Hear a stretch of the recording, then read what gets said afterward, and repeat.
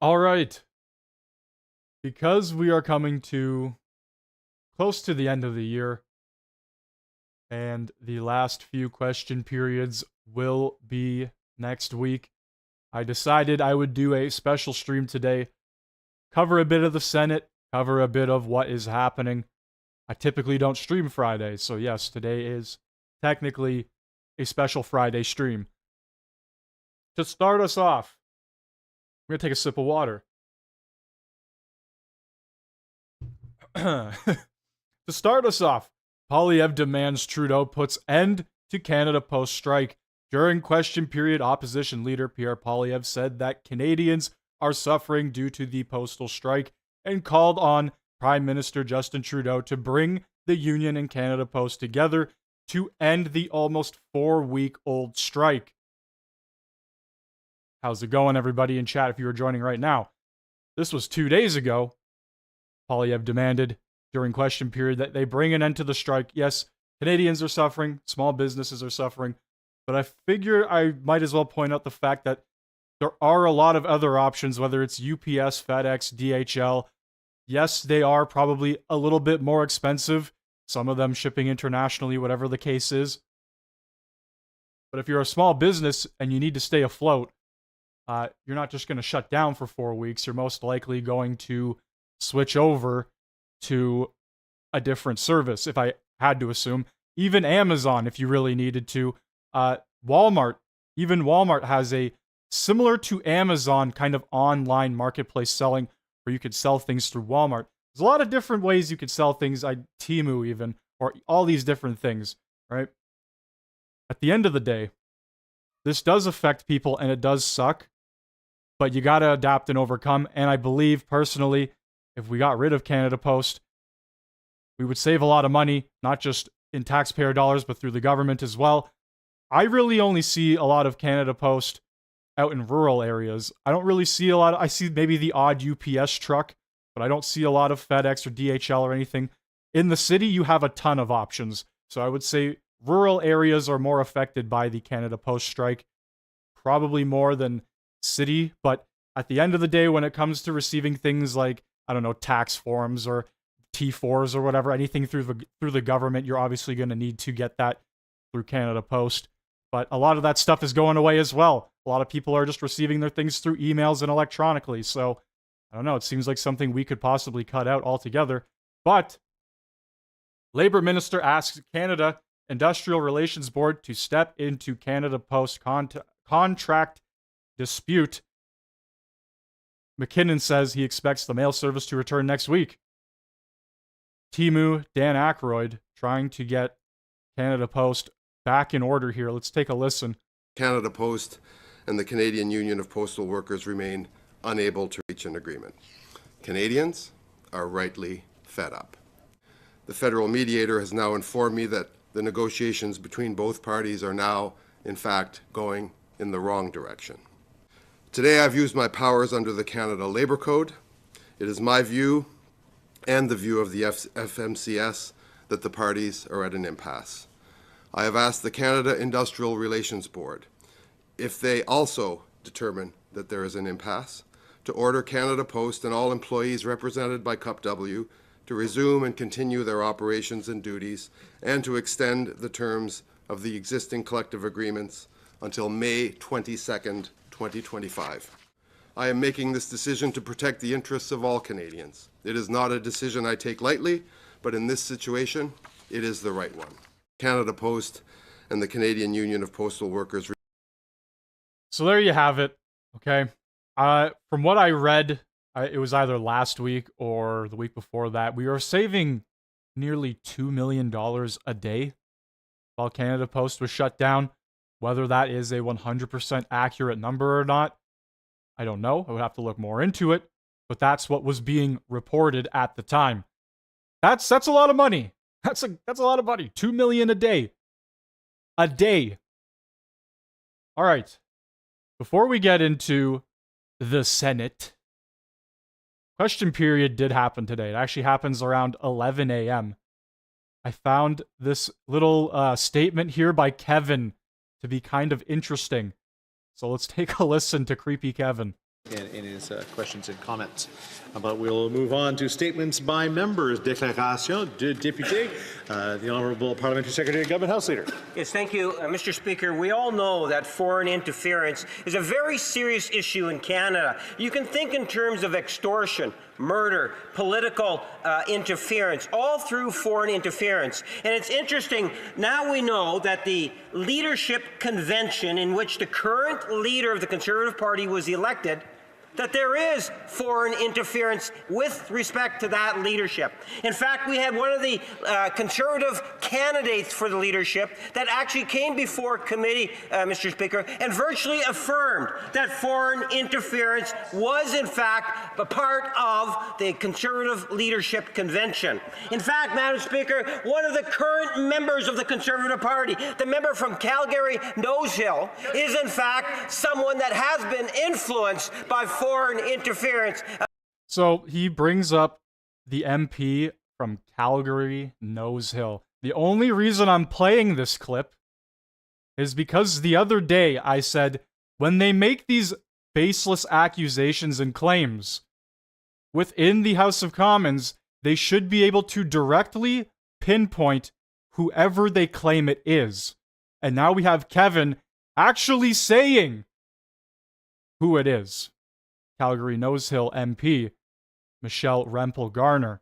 That's what he's claiming, based on a committee that had happened. Now, whether it's true or not, I don't know. The whole reason I'm bringing up that clip is specifically because I said when they are making these claims, whether it's on foreign interference or a scandal or whoever or whatever it is, they should be able to directly pinpoint the MP, their name, their riding, or something. Instead of just saying, well, there's a list of 11 people and we're not going to tell you a single one of these individuals. Okay. I see. So that's the only reason I bring that up. Whether you believe Kevin or not is a completely different story. I take everything the Liberals say with half a grain of salt, and I would expect you to do the same as well. The whole reason we're here today, Senate question period. Let's take a listen, shall we? Question period, période de questions. Senator Martin. Leader, on Friday, the Globe and Mail reported that Accenture's contracts with Export Development Canada go far beyond the $313 million in sole source contracts it was given to run the CEBA loans program. In 2019, Accenture was awarded about $10 million in contracts. By April 16th of this year, that figure grew to an astonishing $620 million, including multiple contracts for IT services. If all contracts with Accenture are paid in full between now and 2000. So if you're a small business, Tamo, and you need to ship items wherever you need to ship them, whether it's domestically or internationally, you're just going to shut down for 4 weeks because Canada Post is not shipping your products, or are you going to adapt to a different postal service to allow your business to continue? That's what I was getting at. Yes, you will be paying more. These companies are expensive. You will be paying more. But you're not just going to shut down for 4 weeks and lose all business altogether, now are you? Sounds like a really bad business plan. In 28, these external consultants will have received more than $1 billion from taxpayers. Leader, does your government dispute these figures obtained by the Globe and Mail? And if not, how can you possibly defend them? Senator Gold. Well, thank you very much for your question. As I've mentioned in this chamber on other occasions, what is important to remember is that the Canada Emergency Business Account and the program that this government introduced and that was passed in Parliament helped keep nearly 900,000 small businesses across the country afloat during the most challenging health crisis that any of us had experienced. It not only helped these businesses stay afloat, but it helped keep the workers on the payroll, and through that, their families with the ability to put food on their table and keep themselves sheltered. As I've also mentioned on this occasion, the Export Development Canada, which was the arm's-length Crown Corporation responsible for administrating CEBA, independently awarded this contract. And Canadians should be grateful that they were helped through this period, through this program. Senator Martin. Yes, we're talking about accountability and the importance of that for taxpayers. Last week, you told me Minister Freeland raised her concerns about Accenture's CEBA contracts with the president of EDC. Yet the Auditor General said her... I mean, on top of all of that, you all are acting like Canada Post is efficient in the first place, losing nearly $1 billion annually. Department, quote, did not provide effective oversight of $313 million in contracts. Leader, why should Canadians believe the other $700 million is being managed properly? They don't. Senator Gold. Well, again, the government thanks the Auditor General for her work, but again, we must remember that these programs were put into place quickly with eyes wide open in order to make sure that Canadians could get the help that they needed in this time of national crisis. Senator Carignan. Merci, Madame la Présidente. Monsieur le Leader. Thank you, Madam Speaker. Leader, according to Radio-Canada, a government source has stated that the Justin Trudeau's Liberal government is considering an investment of $1 billion to protect the Canada-U.S. border. In 2014, the RCMP had about 21,000 officers. 10 years later, in 2024, it still has about 21,000 officers, but the population has gone up by 18%. It is so short-staffed that the that the police has become a fire department. It has to put out the fires set by this government. How can you justify such a lack of resources and investment over the last 9 years? Senator Gold, thank you for that question. I hope I do not understand by that question, dear colleague, that you disagree with the investments that are necessary to better protect our border, which has become a source of tension with our neighbor to the south. Having said that, we know that because it has come up a number of times in this place, our forces are experiencing pressure and recruitment difficulties. For this reason, the government is continuing to invest to ensure that we have the necessary resources to protect not only our border, but our entire country. Senator Carignan, should we understand then that Canadians owe President Trump a thank you because it was he who got the Liberal government to awaken from its slumber and attempt to actually fix the broken border? My short answer is no. Despite fake news spread by leaders of political parties here in Canada, our border is well protected. We can always do better, however, and that is what the government will do now and going forward. Under Gold, the Canada Disability Benefit was introduced as a promise to lift low-income Canadians with disabilities out of poverty. As our colleague Senator Seidman and co-author Rabia Khadr pointed out in a recent Montreal... Karina Gold, Mark Gold, I don't see much of a difference. ...requiring those people to qualify the disability tax credit. That qualification process is overly complex, costly, and excludes many of Canada's most vulnerable people. Inclusion Canada stresses the need to expand eligibility beyond the disability tax credit by automatically qualifying anyone currently receiving provincial or territorial disability benefits. Senator Gold, why has the government chosen to hinge its access to the disability benefit on this exclusionary system? And will eligibility be expanded to include people currently receiving provincial or territorial disability benefits? Senator Gold. Thank you for your question, Senator, and for your continued advocacy on this important matter and the advocacy of others in this chamber, mentions of whom was made earlier today. The benefit, as we all know, is being created to reduce poverty and to support the financial security of working-age people with disabilities, although we all acknowledge, as I did earlier today, that much more work needs to be done, and we all hope that that will be done. My understanding is that the Canada Disability Benefit regulations will make it possible for the benefit to be paid to those individuals who are meant to receive the benefit. Senator Coyle. Hopefully, it will expand the access. Senator Gold, the government estimates that at its current maximum level of $200 per month, the Canada Disability Benefit will lift about 25,000 people out of poverty. However, this represents only a small fraction of the 1.5. Yes, I will agree. Canada Post is very important rural. Like I said earlier, I don't see much of any other postal delivery service out here other than Canada Post. But when it comes to city, I mean, you got everything. You got literally every single kind of postal service you could think of and more. Senator Gold. Again, thank you for your question. And as we all understand, the level of the benefit of $2,400 a year for low-income persons with disabilities was a significant step forward with an eye towards cementing this program so it's available for generations to come. As with all progressive programs that this government has delivered, they're built to be enhanced and expanded, and the government has so indicated in its budget.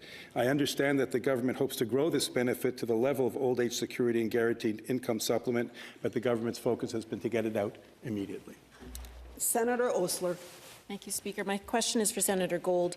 Senator Gold, with the Canada Post strike now approaching its 4th week, the disruption is increasingly impacting Canadians nationwide.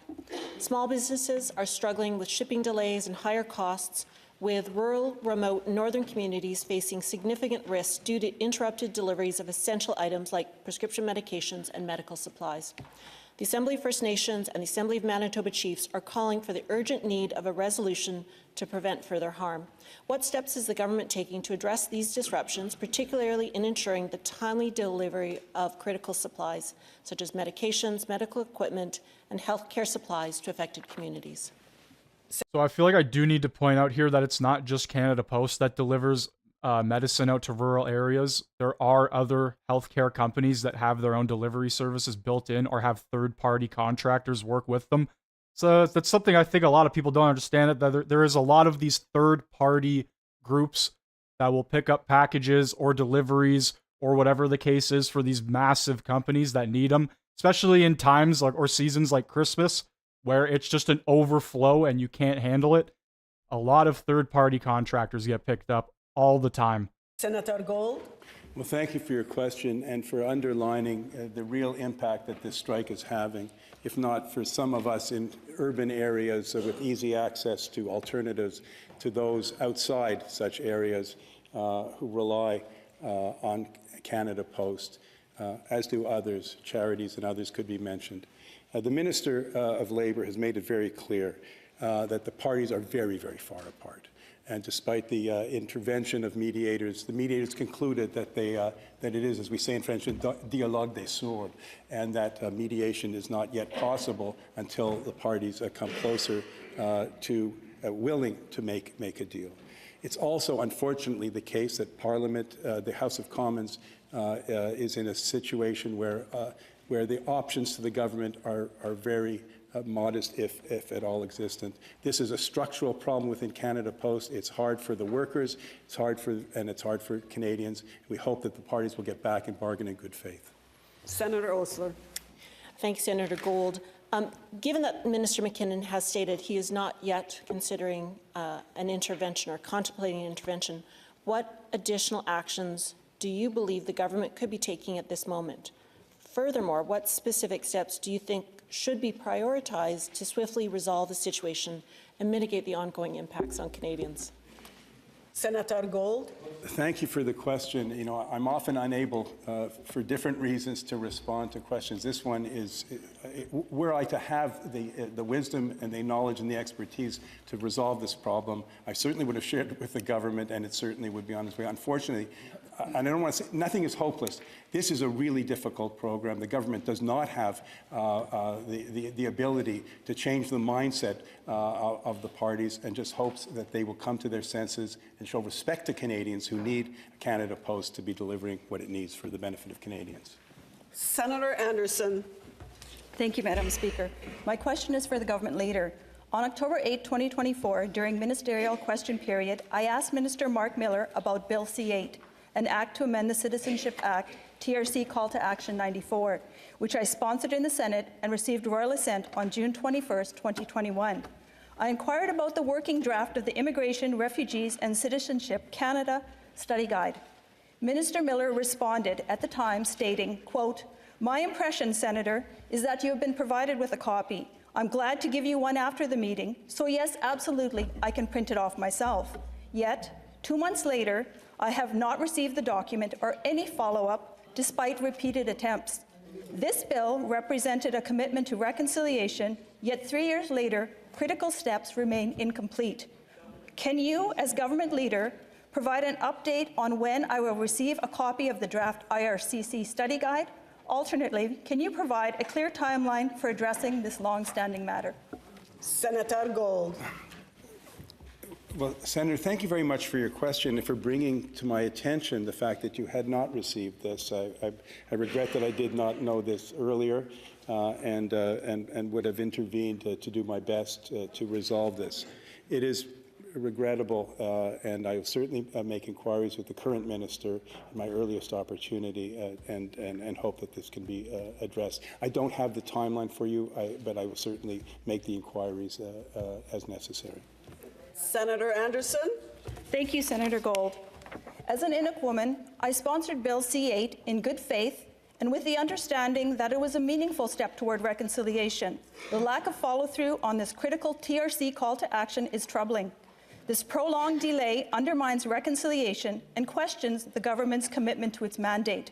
Can the government assure the public of its commitment to effectively actioning TRC-related bills? And how does the federal government ensure meaningful collaboration with bill sponsors to guarantee effective implementation and avoid tokenism? Senator Gold. This government has made enormous steps, made enormous investments, and stands by its commitment. It's made enormous steps to destroy the country. Forward on the path of truth and reconciliation. That does not mean that everything has gone smoothly, nor, as you've pointed out, that everything has been done as hoped. But I certainly can commit to Canadians and to you. I will do my best to get the answers that you requested, and I can commit to Canadians that this government remains committed to reconciliation with First Nations, Inuit, and Métis. Senator Husakos.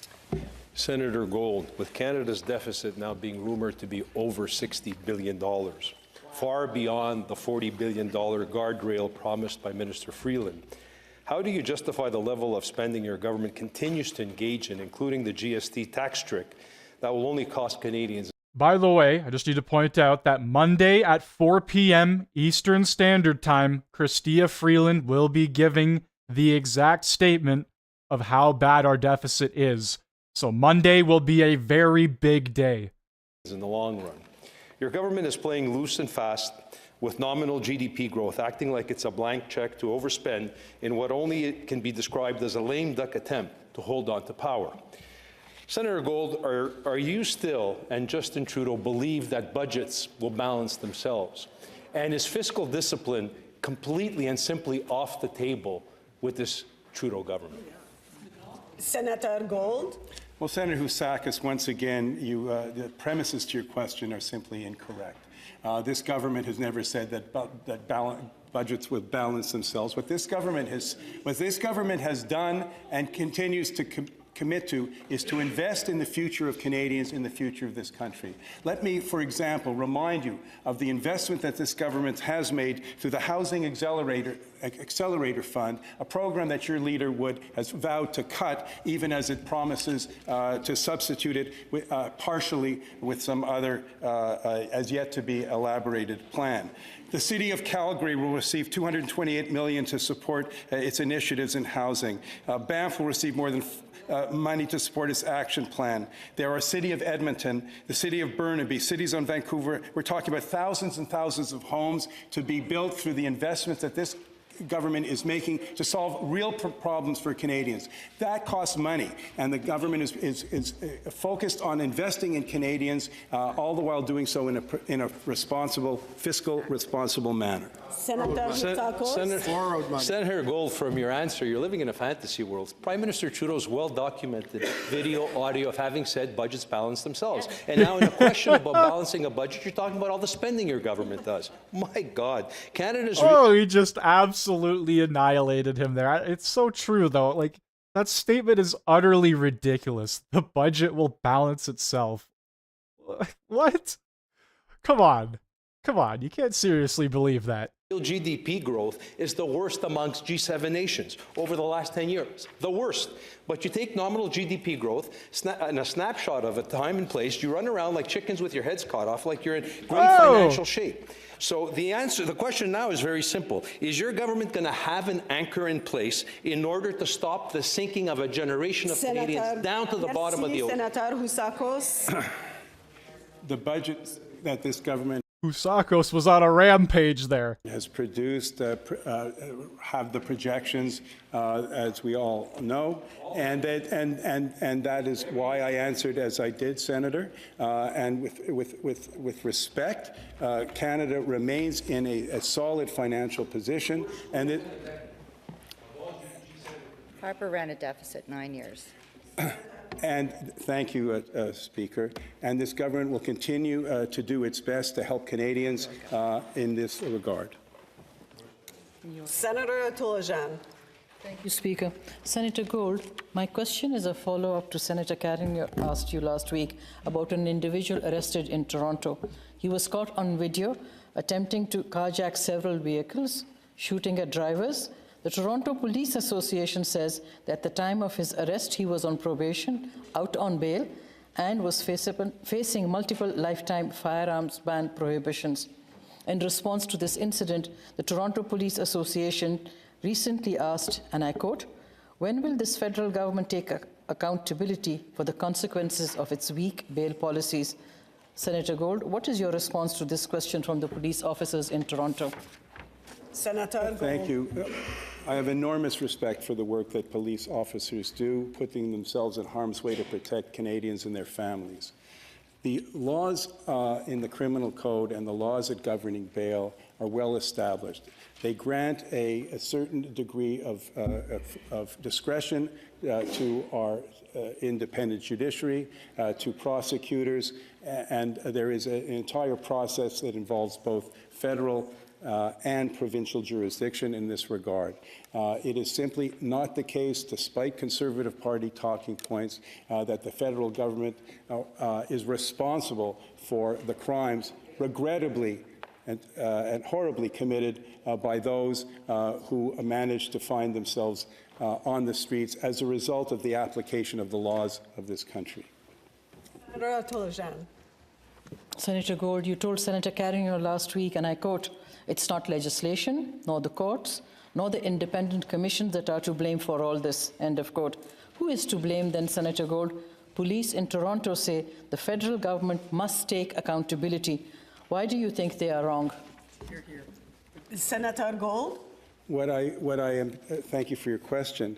The federal government does take responsibility for matters within its jurisdiction. The criminal code and the approach that this government has taken to crime has struck a balance between the protection of Canadians and the respect for our constitutional rights and privileges. It is a partnership with law enforcement, a partnership with our courts, a partnership with our correctional sources, and we all have a job to do to keep Canadians safe. Senator Moody. Thank you. My question is for the government representative in the Senate, Senator Gold. According to a Montreal Gazette opinion pieces by Drs. Adam Houston and Jason Nickerson in November, the Biologics Manufacturing Centre in Montreal, a facility completed in 2021 at the cost of $126 million, remains underutilized despite ongoing global health crisis and urgent need for critical medicines.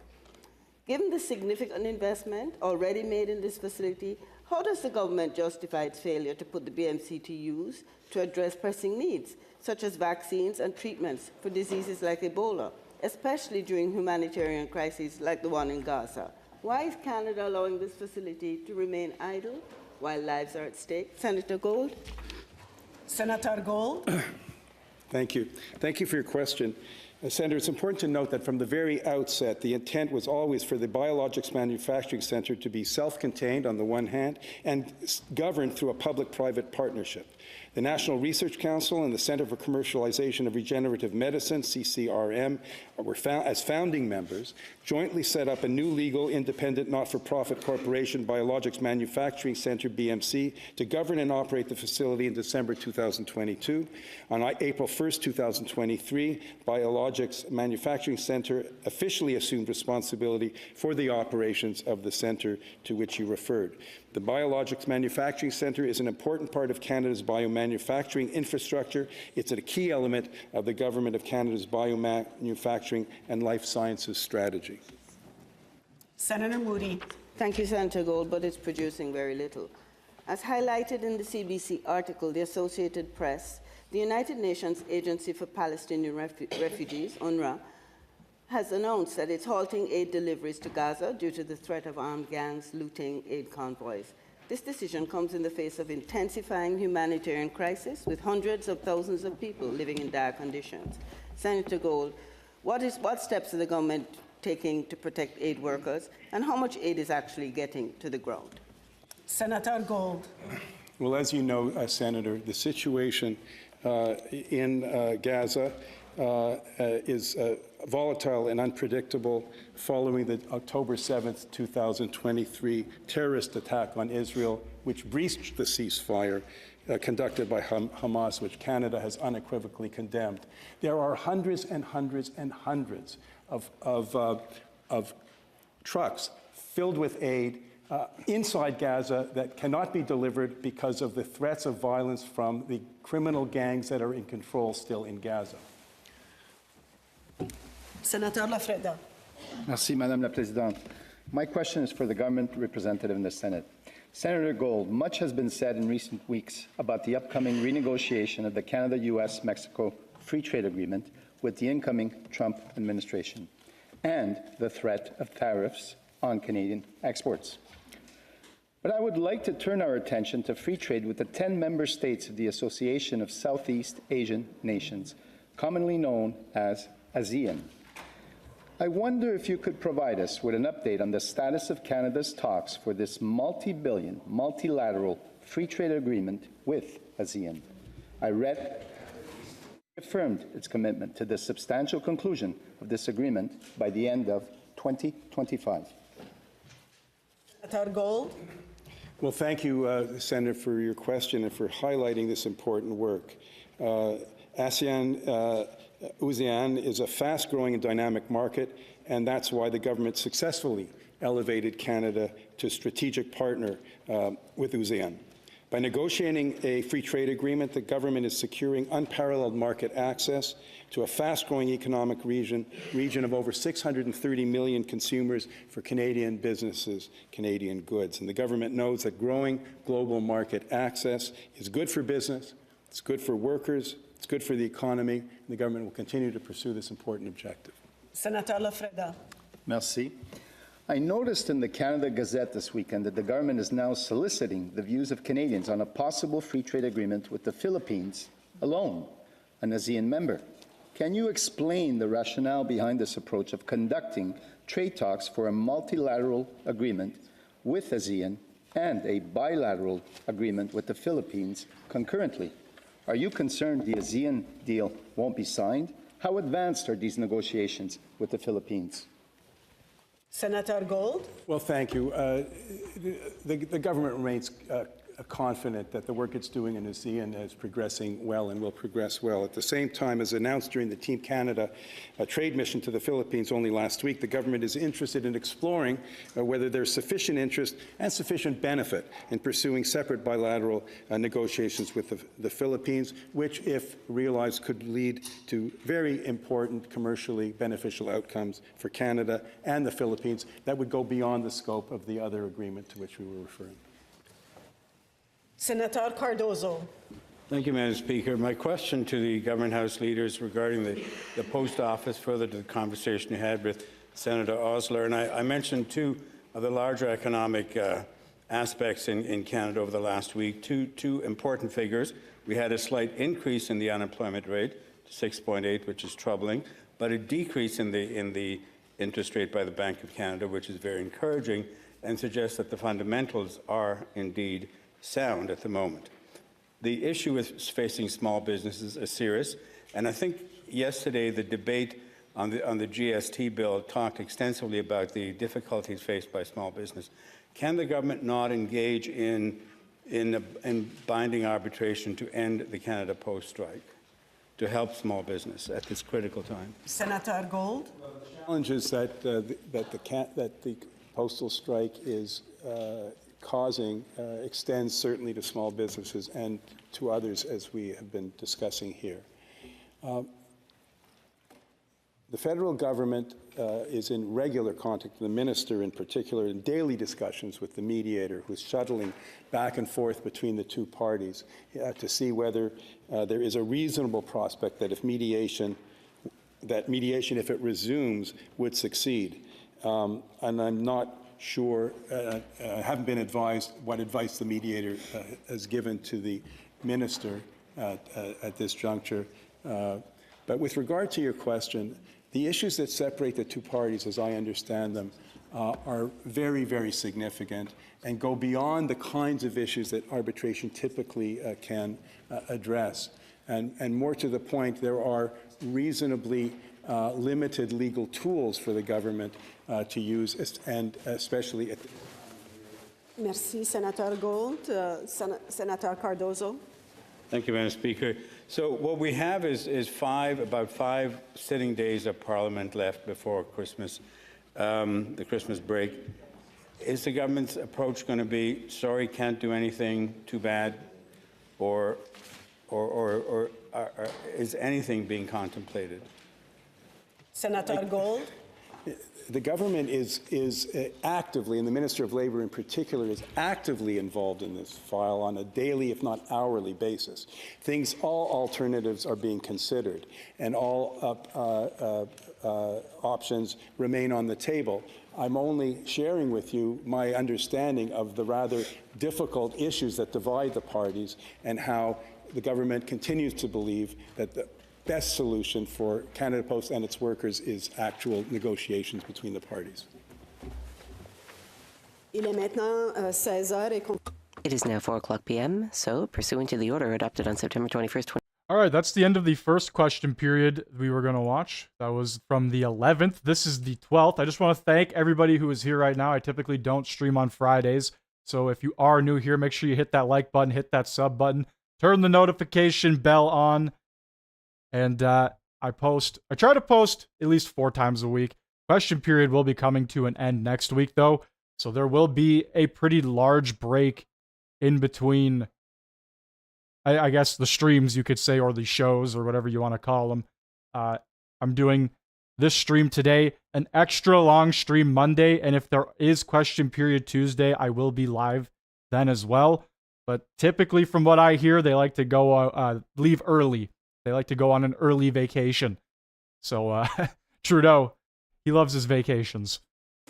Tabling of petitions, dépôt de pétitions, période de questions, question period. Senator Platt. Government Leader, Canada is stuck with a Prime Minister with no common sense. Insufferable tools, somebody called him. He knows perfectly well that 25% tariffs on Canadian exports to the U.S. would devastate our country. We need to approach this threat with the gravity it deserves, Leader. Yet in a speech on Tuesday, Prime Minister Trudeau criticized the choice American voters made in their presidential election last month. The Premier of Ontario said that in their meeting with the Prime Minister yesterday about tariffs, the provincial premiers told him repeatedly that his comments were not helpful whatsoever. Leader, do you think the Prime Minister's comments were helpful? Yes or no? Senator Gold. Thank you for your question. What I do think would be helpful to Canada's fundamental interest in protecting our interests and promoting our interests is for all political leaders, not simply the Prime Minister or certain members of the opposition, and not only the Prime Minister and provincial premiers, but also the leader of the opposition, to put aside partisanship, stop amplifying, promoting the rhetoric and misinformation, whether it's about our borders or the real problem that we have with regard to drugs in this country, and come together to show strength and unity in the face of the threats for tariffs and other measures with which Canada will have to contend. Senator Platt. Well, not all leaders thought that they should criticize the Americans' democratic choice of electing a president. Leader, in recent weeks, you repeatedly criticized questions from our Conservative senators related to these tariffs that they were tiresome and false. You claim your government is working in a serious way. Yet here we see a Prime Minister Trudeau, use his bad judgment once again. He failed to put Canada first, Leader. When will Canadians get the election that they so desperately need and want? Senator Gold. Thank you. What I've criticized you is not for questions about tariffs. It's about promoting misinformation, information that you know very well is either false, and if you don't, you should know. There is false evidence about the impact of the price of pollution, false impact on the impact of the government's policies on housing. I could go on if time permitted. Regrettably, it doesn't. Senator Platt. Did he criticize the Americans or didn't he? Leader, on Tuesday, journalist Joe Warmington wrote about another senseless murder at the hands of someone who should not have been out on the streets. A man is accused of shooting his girlfriend as she tried to escape him while she was visiting him in a halfway house in Toronto on Sunday. Jesus Christ. The accused has a long history of violent crime, including towards his partners, and is under a lifetime firearms ban. But we let him back out, didn't we? Her name was Alicia Brooks, and she leaves behind a 16-year-old daughter, Leader. Leader, you always pass off your questions as this is the province's responsibility. This accused murder is a federal offender, Leader, on statutory release. Sorry for not giving you the question ahead of time, Leader. Shouldn't repeat violent criminals be kept behind bars? Senator Gold. That's a terrible tragedy for Alicia and her family.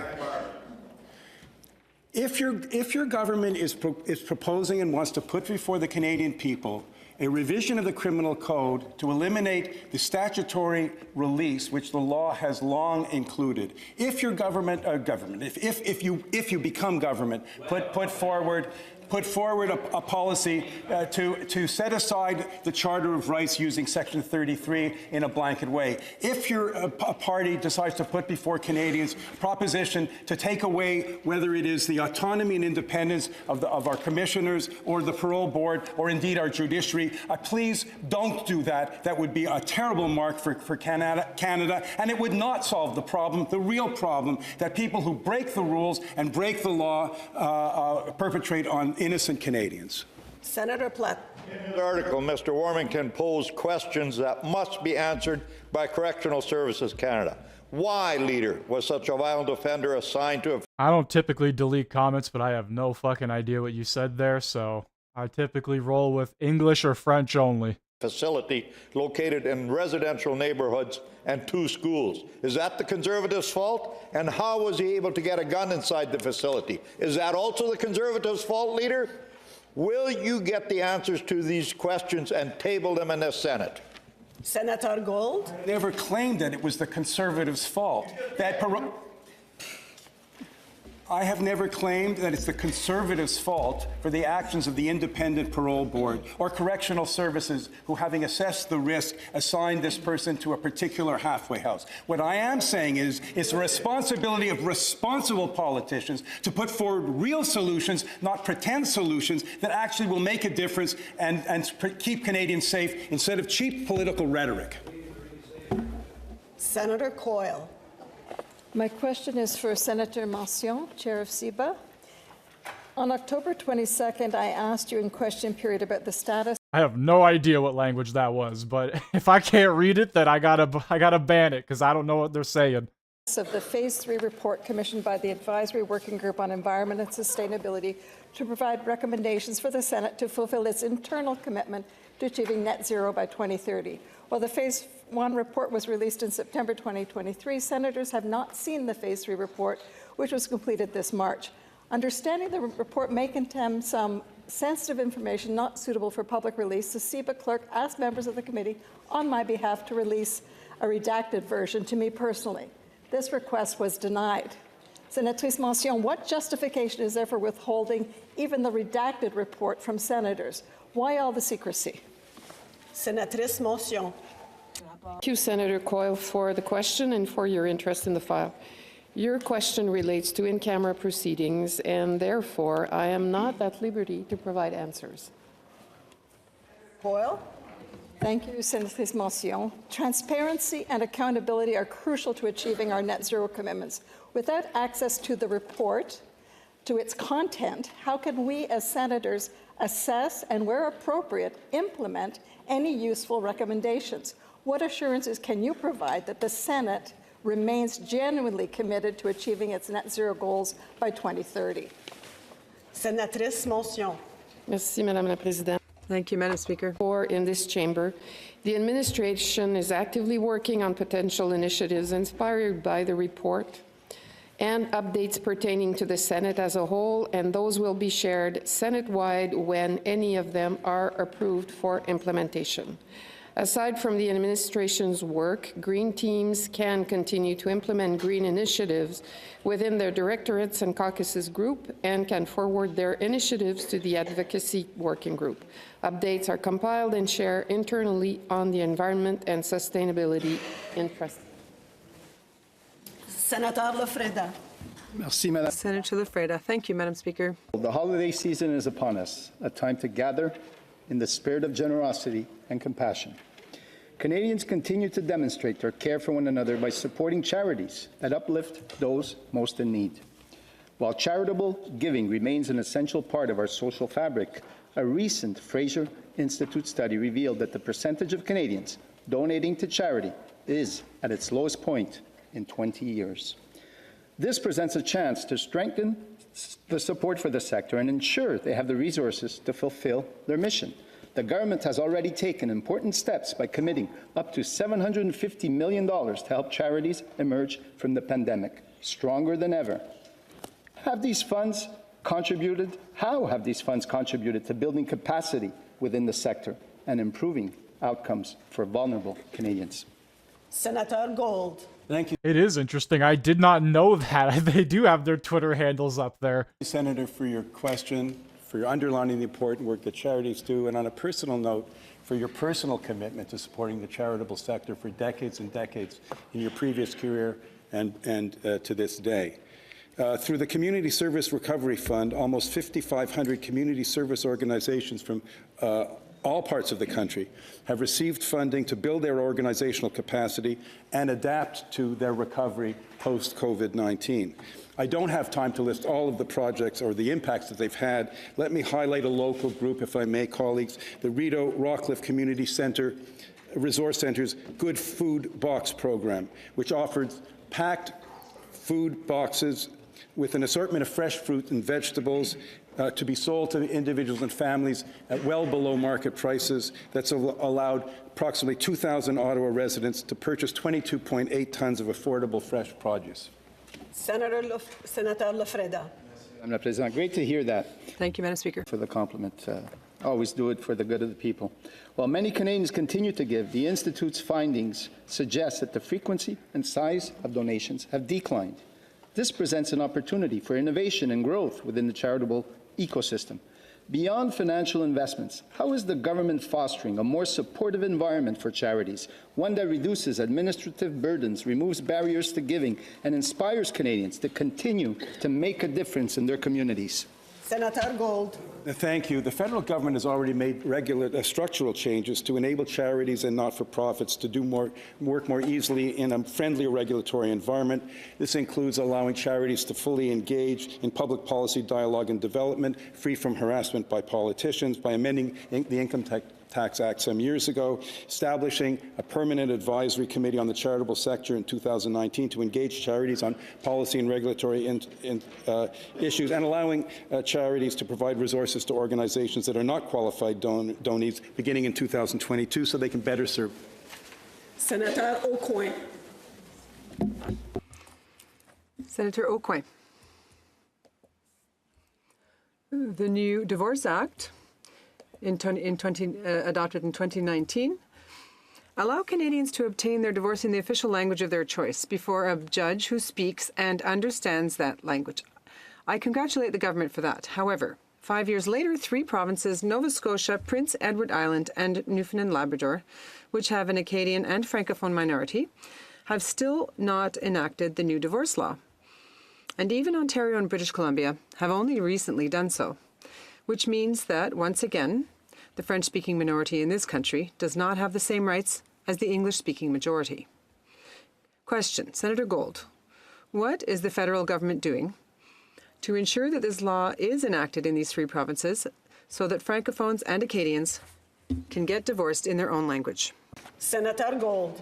Senator Gold, thank you for the question. It's very important.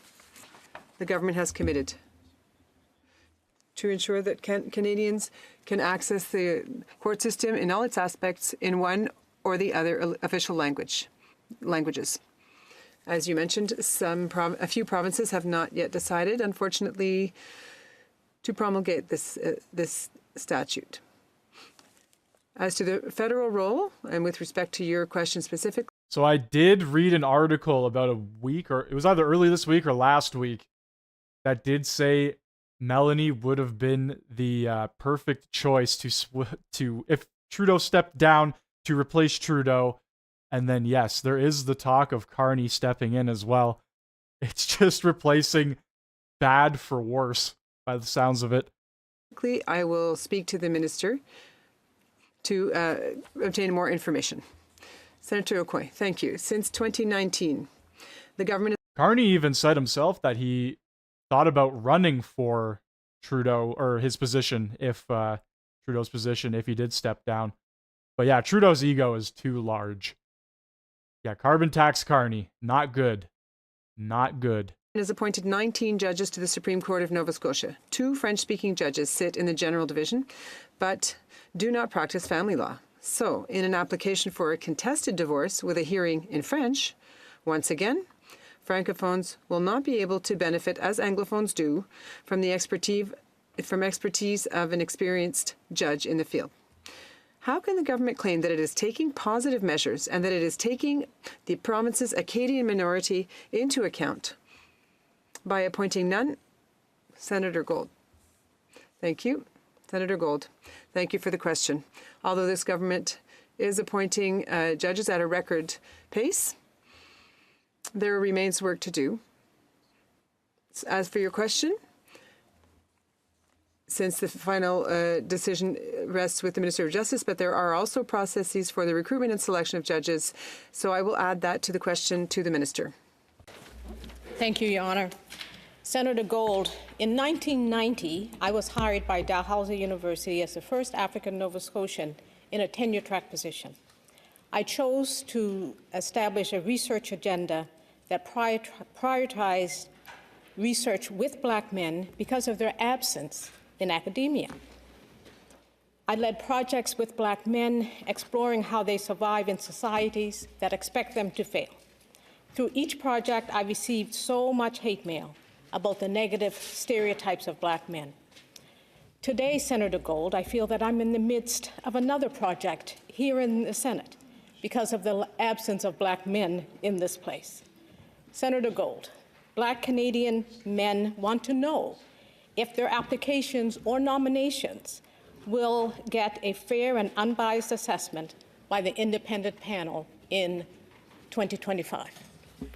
Senator Gold. Well, thank you for your question and for continuing to underline the work that we still have to do to ensure that this chamber reflects the true and fulsome diversity that is a strength of our country.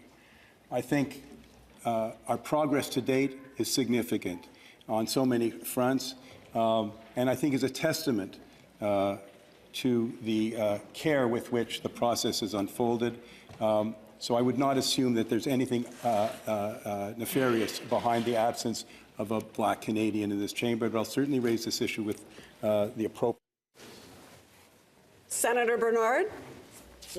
Senator Gold, thank you for continuing to raise the issue with the appropriate people, because I continue to ask the question. I will ask another question. Could you commit to asking that the independent panel receive unconscious bias training if this has not already been provided? And I'd be happy to make recommendations for consultants who do this work. Senator Gold. Your question. I will certainly pass that suggestion on. I'm not in a position, nor is it my role, given the independence and arm's length nature of these panels from government, to make a commitment on the behalf of the government, but I certainly will pass that helpful suggestion on. Senator Housakos. Senator Gold, I will share with you 4 facts and then a question. And I'd like you to answer the question, not question the veracity of the facts. Number 1, Canadian Border Service Agency admits that losing track of nearly 30,000 people who failed to attend the removal proceedings. 2, the National President of Customs and Immigration Union revealed that less than 1% of all goods entering Canada are not inspected. 3, there are alarming reports coming as the incoming U.S. President threatens Canada with 25% tariffs over the described porous borders. Instead of addressing these serious border security issues, your leader, the Prime Minister, chooses to personally insult President-elect and disparage Americans for not electing a woman. That's a fact as well, unfortunately. Senator Gold, does Prime Minister Trudeau have a concrete plan to secure Canada's borders and ports, or is the strategy simply to continue to act like a belligerent, petulant little man? Whoa. Senator Gold. Thank you for your question and for the preamble to the question. This government has devoted significant resources to securing our border, which is already a resource of the subject of continued and regular investments and attention of this government. And as we know, the government has announced, and the details will be forthcoming, with regard to another very serious investment in our border security. And for the record, the fact is that the Prime Minister was reflecting his disappointment that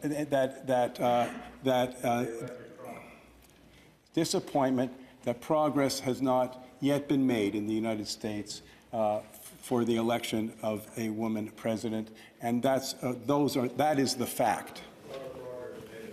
Senator Housakos. The Prime Minister should worry about his country and not other democracies. Oh, it's ironic for this there it is. There it is. One more time for the people in the back. To worry about his. Senator Housakos. The Prime Minister should worry about his country and not other democracies. It's ironic for this Prime Minister to accuse others of falling short in respecting strong women in leadership. This is the same man who ousted Jody Wilson-Raybould and now seems poised to, in a de facto fashion, has already replaced Minister Freeland with, of course, de facto Minister Carney. But what's stopping the Prime Minister Trudeau from stepping down himself and allowing a more strong and a more competent woman take over his party, which is in a mess? Senator Gold. Sakis, at least you have the consistency of always turning this question period to simply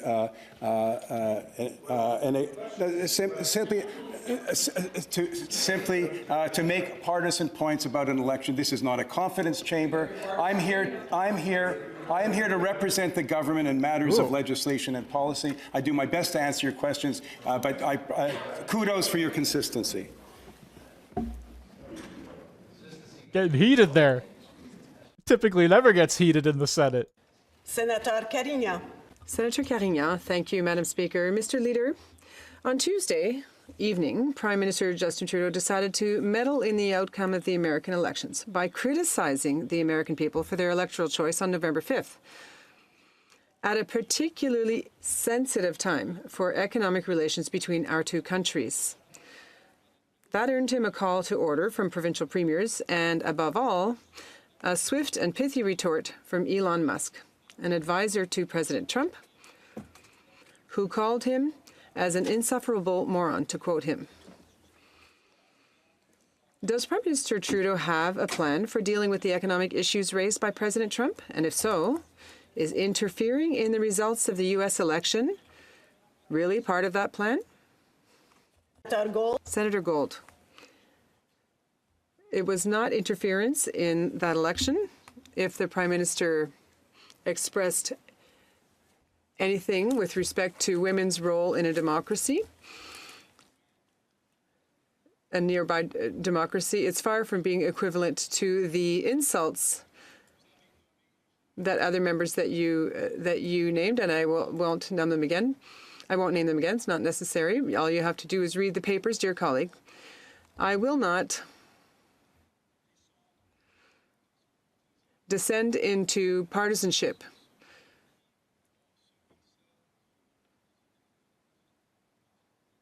to comment on those that President-elect Trump has decided to appoint.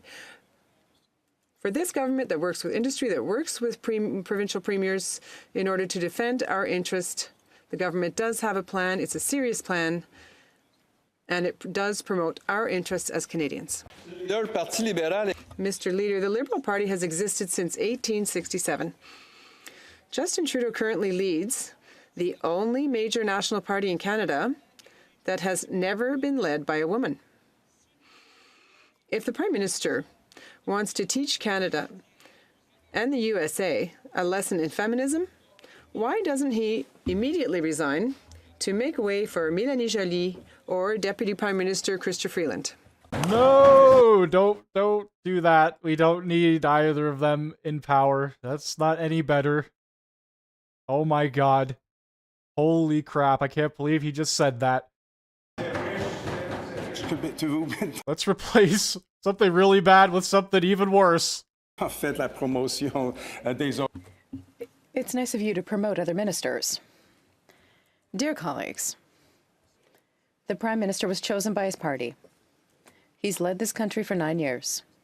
He defended our interests during the first presidency, during President Trump's first mandate, and he will continue to do so. And he will continue to defend our interests as Canadians. Senator Ross.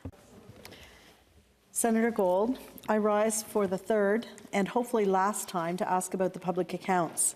We recently learned at National Finance Committee after the Treasury Board of Canada's Secretariat's appearance on November 27th that the final version of the public accounts had not been provided to the Auditor General and that the final version would be provided shortly. When the public accounts are normally signed in September and tabled by the end of October, it raises concerns there wasn't even a final version provided for signing by the end of November. This will already be the latest they have been tabled in a non-election year in the last 30 years. Considering it's been indicated the Receiver General usually requires 30 business days to prepare the documents for tabling after they've been signed, I'm not confident we'll be receiving them by December 31st. So, Senator Gold, my question remains, have the public accounts been signed, and can you tell us what day they will be tabled? Senator Gold. Well, thank you for your question and for following up on an important matter. Unfortunately, I don't have the answer to your question. I will certainly make inquiries. Senator Ross. Senator Gold, given that we only have a few sitting days left, it sounds to me that there is a real possibility we will have to wait until February as part of the within 15 days after December 31st. What type of accounting errors was the government attempting to reconcile, and for which departments, that is resulting in such a late tabling of the public accounts? Senator Gold. Again, I can certainly agree that the tabling is late, but I don't have any information or details about what has caused that delay. Senator Martin. In late November 2023, Vice Admiral Angus Topshee, commander of the Royal Canadian Navy, released a video in which he pointed to many serious problems facing the Navy. Leader, you may remember that I asked you about this video at that time. Among other things, he stated the Navy had not met any of its recruiting targets in 10 years, and as a result, they were short by as much as 20% or higher in key naval trades. He also said that similar recruiting problems plagued both the Air Force and the Army. Earlier this year, Minister Blair himself described recruitment across the forces as being in a death spiral. Leader, did the Navy meet its recruiting targets over the last year? Senator Gold. I think it is fair to say, Senator, thank you for your question. And here I'm perhaps echoing Minister Blair, that the Canadian Armed Forces, Navy and others, and indeed others institutions, important institutions like the RCMP, are facing serious recruitment challenges. And indeed retention challenges. And that is something that is preoccupying to this government and has led the government to take measures to enhance and we hope improve the recruitment and, of course, retention. The government has released the directive for CAF reconstitution and CAF retention and shared that permanent residents, for example, are now welcome to apply to join the Canadian Armed Forces. I've also been informed that the government is expediting suitability screening, security screening, implementing new enrollment medical standards, and a suite of other things in order to boost enrollment. We'll continue to examine ways to improve. Senator Martin. Yes, in his video, Vice Admiral Topshee said that a Marine technician was leaving the Navy every 2 days. 1 year later, is that still the case, Leader? As well, do you commit to find out how many of the various Navy trades currently have personnel shortages of 20% or higher, and which specific trades? Senator Gold. I will certainly raise these issues with the minister and hope that the efforts that the government has put in place and any additional measures that would improve the recruitment and retention of much needed and valued personnel are put in place as quickly as possible. Senator Wallen. Senator Gold, in small and rural communities, the post office is a lifeline. It's how millions of non-smartphone users communicate. The current postal strike is crippling small business who's still reeling from COVID, have promised free holiday shipping to spur business, but this strike punishes these operations as well as those who still send and receive mail, and also those who live outside. Service guarantees citizenship. Oh my God. I can't, dude. Our government is fucking collapsing. Urban areas where there are no other options. If you are, as a federal government, committed to service to rural areas, what is your next move, other than, of course, your sign-off on a 25% stamp price hike? Senator Gold. The problems that are facing I'm doing my part. Canadians, especially those that are not easily or possibly served by alternatives to Canada Post during this, are very serious.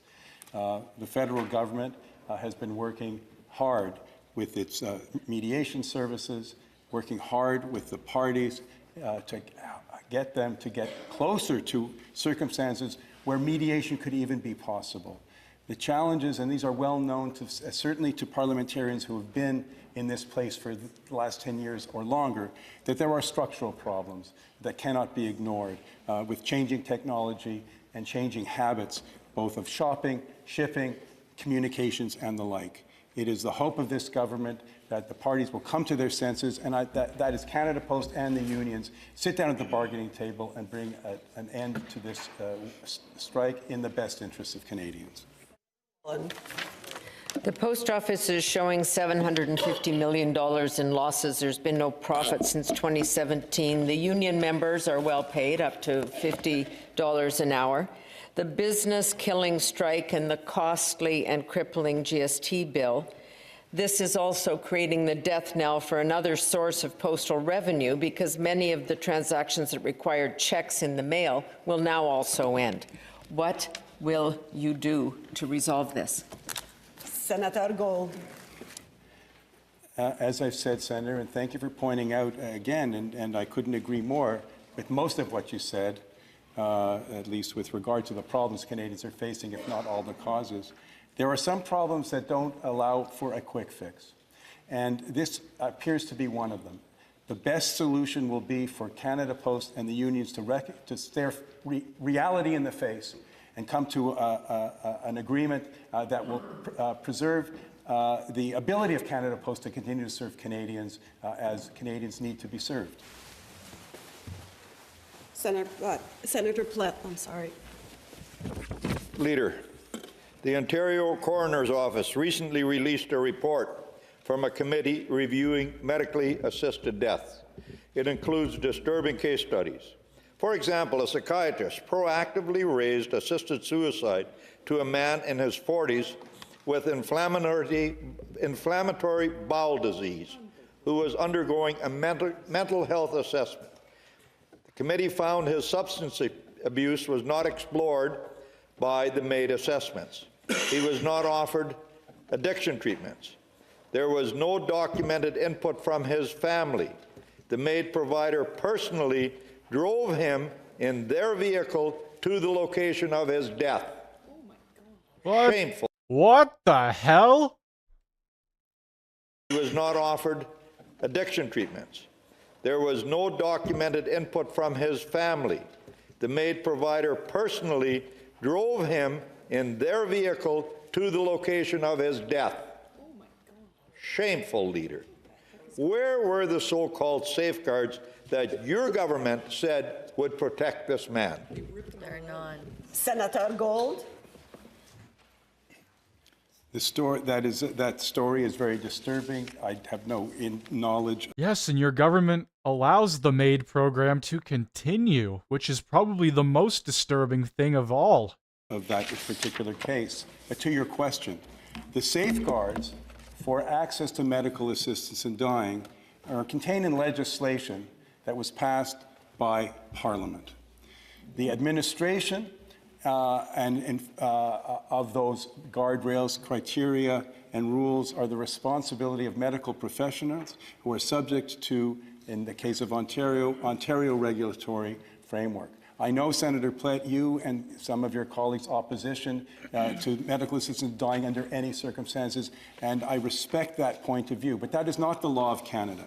And if it turns out, and I respect the results of the investigation to which you refer, if it turns out that these rules were ignored or misapplied, then I expect that the appropriate regulatory authorities will take the appropriate actions.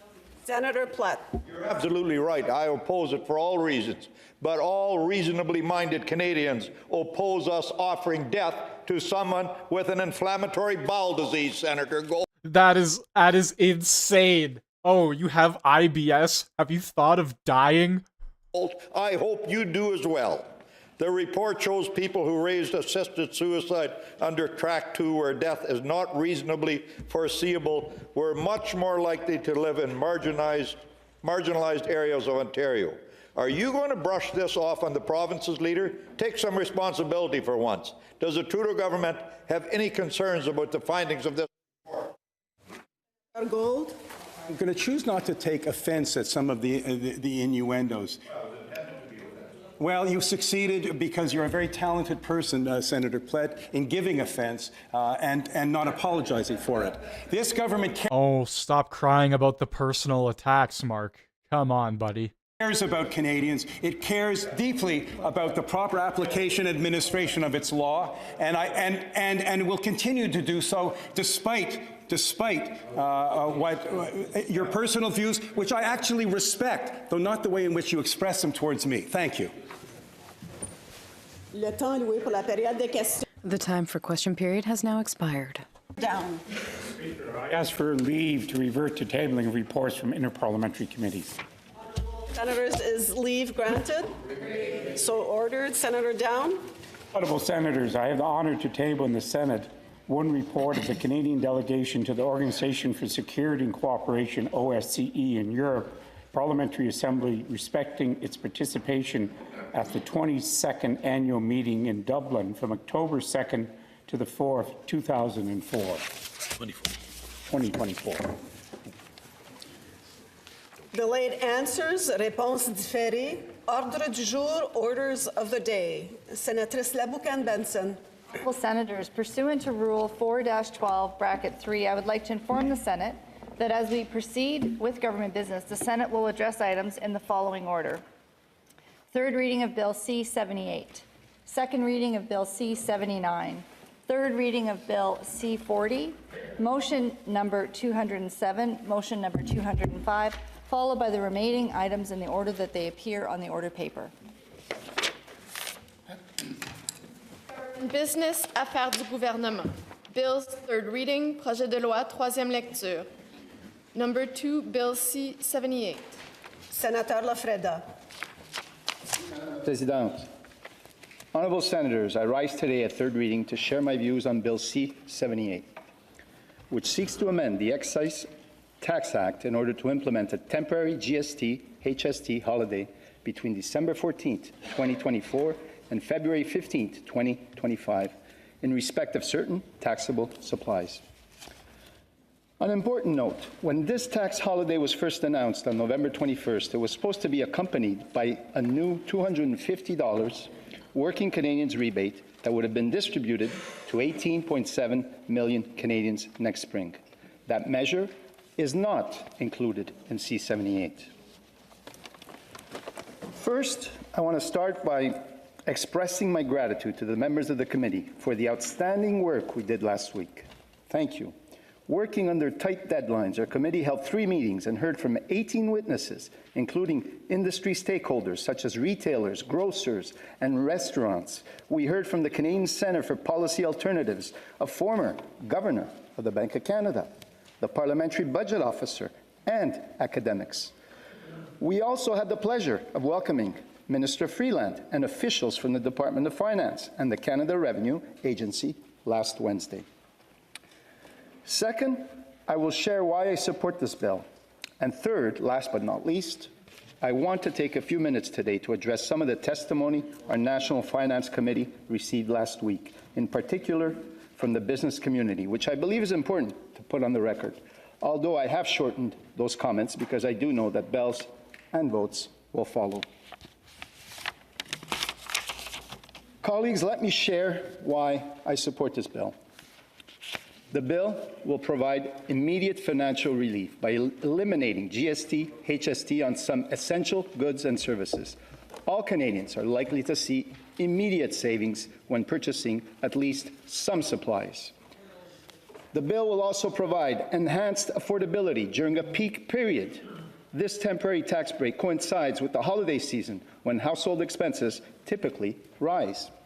The tax relief aims to alleviate this financial pressure and make essential and seasonal purchases more affordable. The bill will also stimulate consumer spending and the broader economy. By reducing the cost of certain supplies, the measure is expected to encourage increased consumer spending and provide a boost to retail and restaurant sectors. BMO analysts have adjusted GDP growth forecasts upward in anticipation of this stimulus. The bill also supports families with children. The inclusion of children's clothing, footwear, car seats, diapers, and toys in the list of tax-exempt items provides targeted relief for families, helping them reduce the costs associated with raising a family and caring for their children. Finally, the bill promotes literacy and education by making books and printed materials tax-free. The bill encourages reading and educational activities, potentially leading to long-term social benefits. In summary, Bill C-78 is designed to offer immediate financial relief to Canadians, stimulate economic activity, and support all Canadians and families during a high expenditure period. For these reasons, I will vote in favor of Bill C-78. This bill is to help families, help kids, and help many Canadians alleviate the financial pressures that they may be feeling. Let's get them the help needed. And there is expectations that businesses will also benefit from increased sales.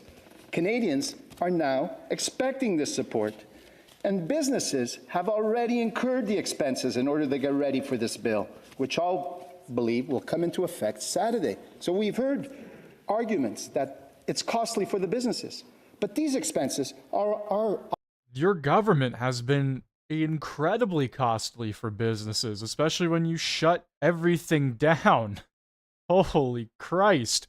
And then you sit here after almost 10 years and you give a 2-month, they're calling it a holiday. What the fuck is this? Oh, you guys like getting bent over for 10 years. Here's 2 months. 2 months, which is, oh my god, it's only going to make things worse. It really is.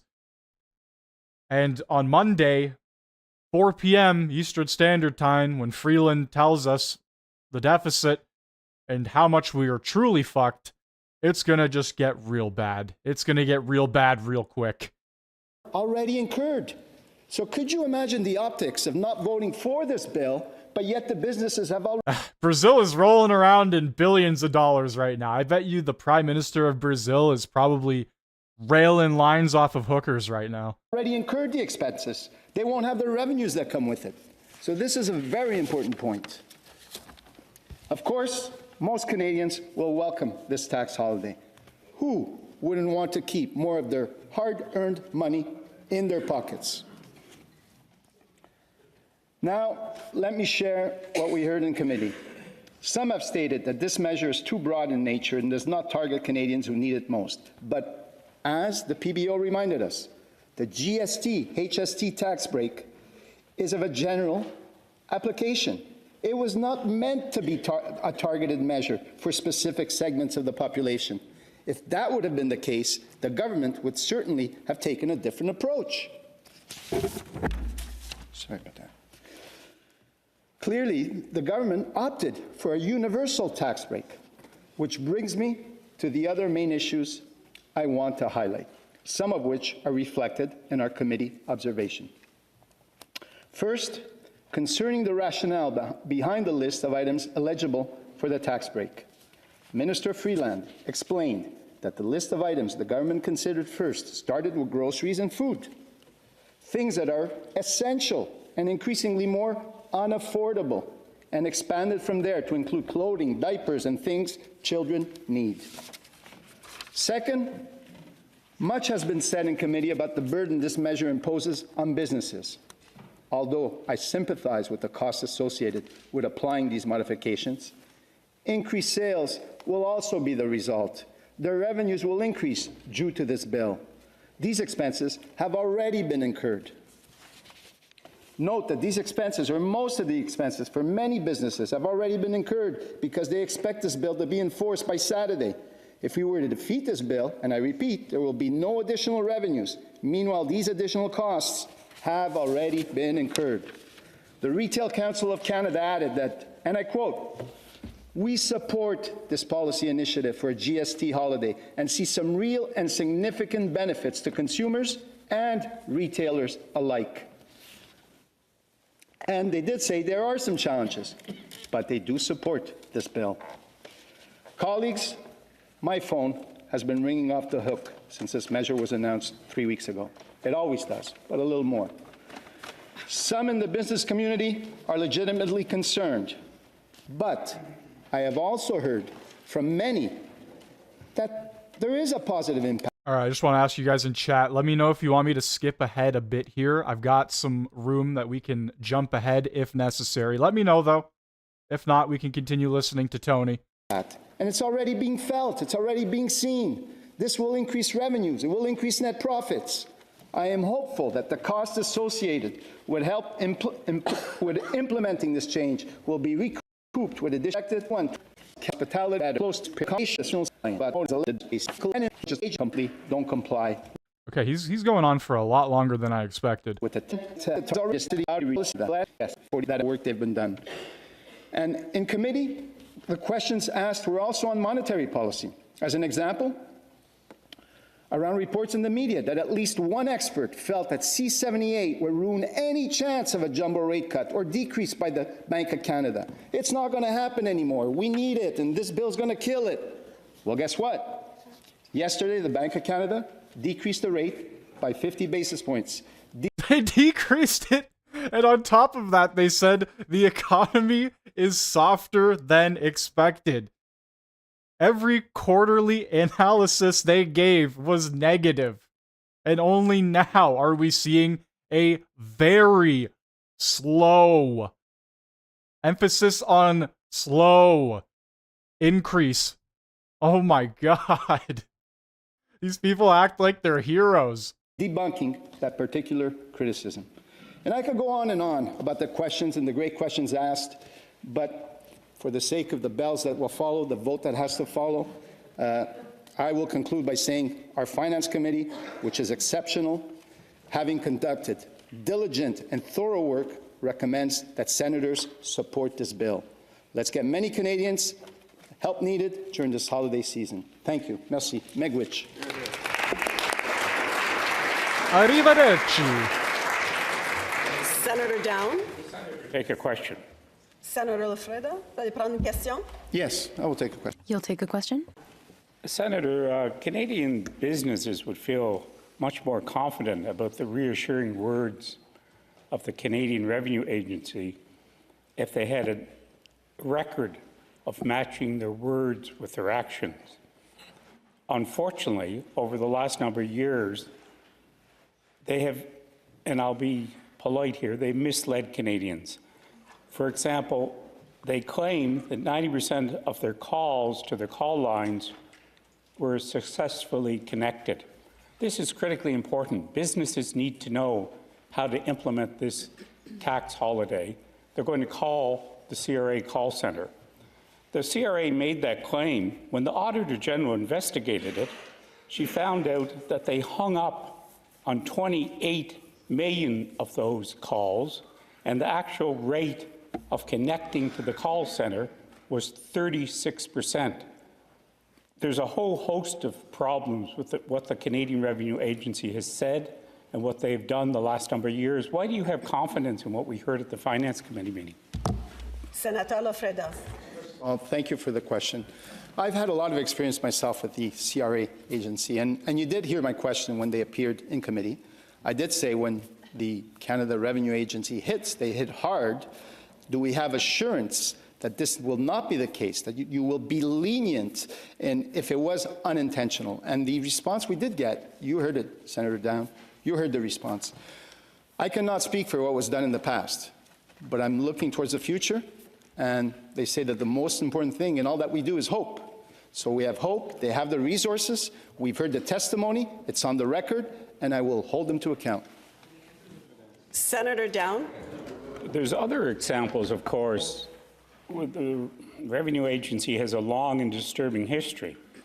A few years ago, people who were collecting the disability tax credit were denied it. The Canada Revenue Agency publicly said, quote, "No changes were made for the eligibility criteria." The Diabetic Canada Association was leaked an email showing there were changes. When this was made public, the CRA backed down. We had the case where over 300 employees at the Revenue Agency were fired because they were claiming benefits during the pandemic that they were not entitled to. We had cases where most recently, where the CRA refused to disclose to Parliament how many breaches of individual Canadian tax records were made. They were paying to hackers. They recorded some of them to Parliament and not to others. Given all this, why would the Finance Committee not invite the CRA in and do a detailed study on the culture of that agency? Senator Lafreda, pardon, Senator. Just a moment, Senator. Your time is up. Are you requesting more time in order to answer the question? Just ask time for just that question. Is that okay with everybody? Senator Down, hold on. I have to ask the question. I'm sorry. Is leave granted, honourable senators? Senator Lafreda. You know, 5 years goes by quickly, so I'm still new at this, sorry. Senator Down. I'm just going to cut him off briefly here. I feel like I need to point out that the Canadian Senators Group and the Progressive Senators Group were both created in 2019. And I just find that very interesting. They were created both in 2019, 10 days apart from each other. I find that very, very odd. You make great points, and I respect your experience and all that you've done and all the service you put up. But unfortunately, I'm not the chair. I'm not on the steering committee of the Finance Committee. But what I would say, I will insist that we do pursue with the study and make those recommendations to the steering committee, to the chair, which we have a strong chair now. We always talked about Senator Mockler, how great of a job he did. Senator Carignan is doing an exceptional job, and we have an exceptional finance committee, and hopefully steering will take up. We always say, I could conclude 1 second, is many times people would say, you know, I've got no power. I've got no power. The most underrated power in the world is the power of influence. And hopefully I can influence the committee to take over that study. Are senators ready for the question? Is it your pleasure, honourable senators, to adopt the motion? Yes. All those in favour of the motion will please say yay. Yay. All those opposed to the motion will please say nay. Nay. I think the yays have it. I see 2 senators rising. This is how we do the vote in the Senate? They don't stand, they don't actually cast the vote, it's just, oh, the yays were louder than the nays. I guess that's a pass, guys. Is there an agreement on a bill? Now? No, she said 1 hour. I'm sorry, I heard a now. 1 hour, so the vote will take place at 5 o'clock. Call in the senators. I'm sorry, that is the most wild thing I think I've ever seen. I guess that they might be doing an actual voting period. Yeah, okay, they might be doing a proper vote. The yays and the nays, though, that was fucking wild. Holy, if you guys are joining right now, thank you very much for being here. They just voted on, what was that? That's the tax holiday, the quote-unquote tax holiday. And if we take a look here, wow, the Senate proceedings go for a very long time of just absolutely nothing happening. Interesting.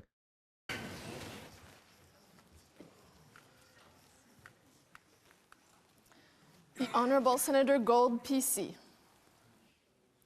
L'Honorable Sénatrice Ringuette. L'Honorable Sénateur Cormier. L'Honorable Sénatrice Petitclerc. L'Honorable Sénatrice Clément. L'Honorable Sénatrice Saint-Germain. L'Honorable Sénatrice, the Honourable Senator Laboucan-Benson. L'Honorable Sénatrice So, considering, here, I'm going to pull up the Parliament schedules here.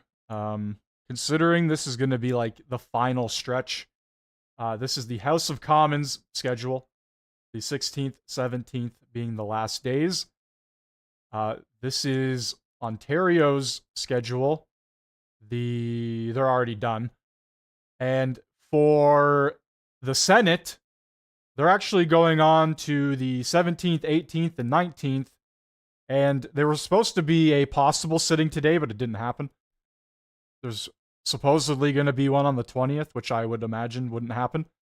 So I'll probably end up doing a special live stream next Friday as well, where I'll just compile the 17th, 18th, and 19th together into one hour and a half stream, and we'll go from there.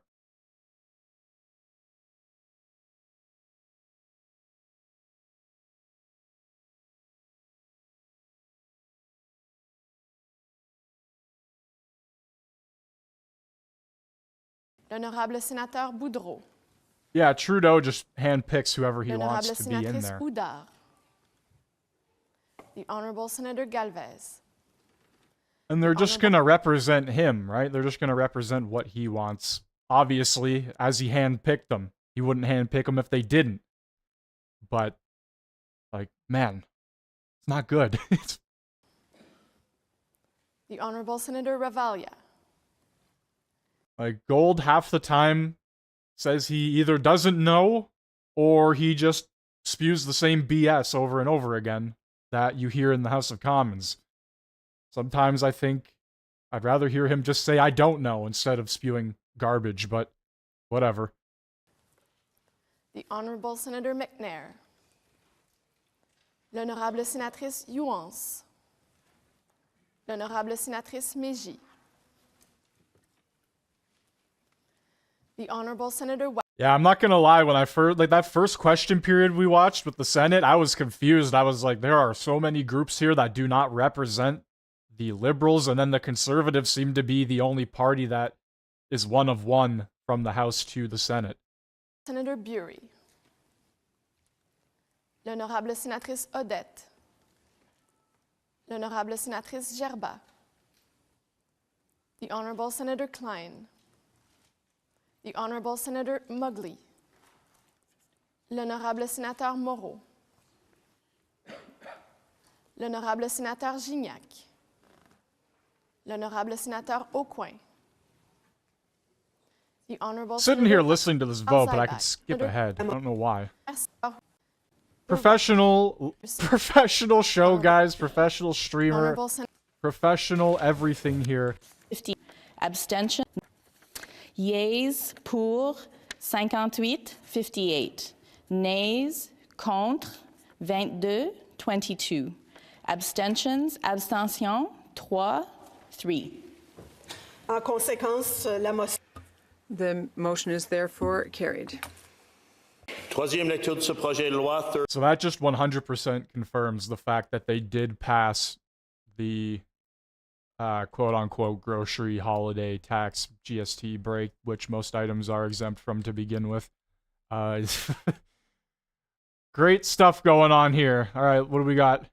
Today, to speak at third reading of Bill C-40. My speech will be brief, but I hope it will resonate with you and with all Canadians who are listening to our work. Bill C-40 is an important bill, and the people directly or indirectly affected by it deserve a non-partisan analysis of all the existing possibilities for improving the content and effects of this bill. It is impossible to remain insensitive to the story of David and Joyce Milgaard, which is at the origin of this bill.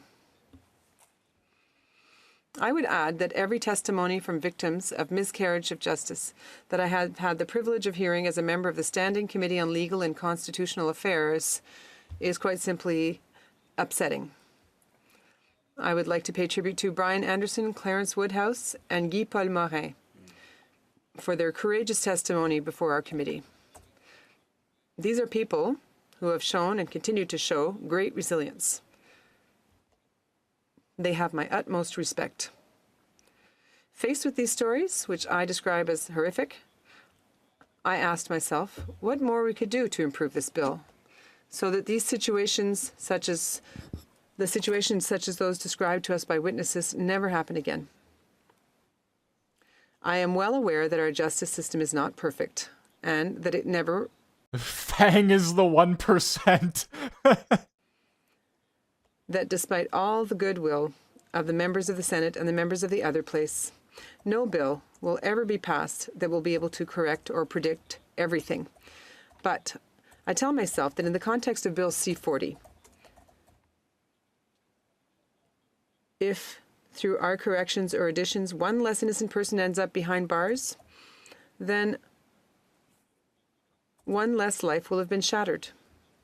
So I'm going to be real here. As much as I want to listen to this, it's just full translation, and sometimes the translations are just difficult to listen to. I can't lie to you guys. I cringe sometimes when I listen to them.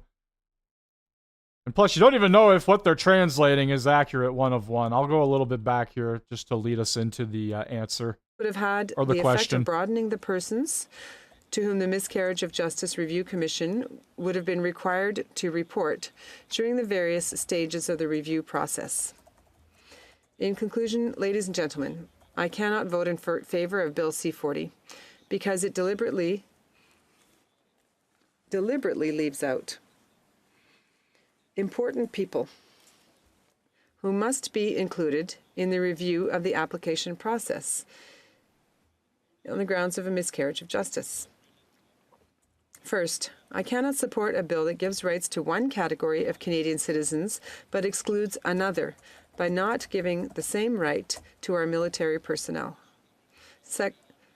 Secondly, I do not support Bill C-40 because victims are not included in a way that leaves no room for ambiguity. Therefore, honourable colleagues, I urge you to vote against Bill C-40, since it creates flagrant injustices during the application for review process on the grounds of a miscarriage of justice. Thank you.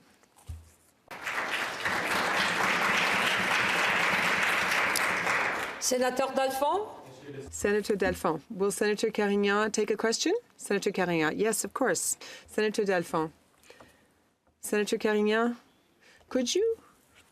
you're aware that there's a bill before the House of Commons, C-66, which has to do with a review of military justice that we could easily include in that bill if it was adopted in the other place, a provision that would allow it to give authority to that commission, to this commission.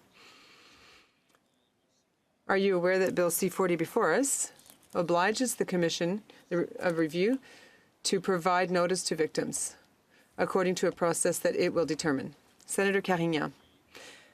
Yes, I did look at Bill C-66. I believe it's the number of the bill on military justice. Unfortunately, it doesn't deal with judicial error at all, or miscarriages of justice. That is not the subject of the bill. It's at second reading. It's quite likely that it will die a beautiful death, as people say. As people say here when that happens in the other place. So I hold out little hope for that bill to be adopted in the other place, and even less that it be amended with miscarriages of justice review in mind. I believe we have the opportunity to immediately do so. There was an amendment that would have been easy to implement at committee, discussed at committee. Unfortunately, the committee rejected it. And if we could do it at the same time as we're giving, if we could provide the same rights to military personnel as we're offering civilians, it seems to me the most appropriate way to go about that, rather than creating useless delays. In the UK, in the United Kingdom, they included court-martials in a similar bill to dealing with the Commission for Judicial Errors or Miscarriages of Justice. As to forcing a commission to send notice, rather than offering the choice to an organization that is not necessarily forced by a piece of legislation to support and provide information to victims of that about the process. That entity does not exist in this bill, and there will be no legal obligation for it to act accordingly. On debate? Patterson. Would you take one more question? Avec plaisir, Senators. With pleasure, Senator. Thank you. The bill in the other places in second reading is primarily based on two reviews. One of those reviews is the statutory requirement to review the National Defence Act, where a lot of the changes are being made, but it's a statutory review. The other part comes from an ad hoc review by another former Supreme Court Justice. Do you think that there is any ability to make a change to the statutory guided component of this incoming bill? Because what we don't want to do is create a disparity for members of the Canadian Armed Forces. Senator Carignan. Senator Carignan.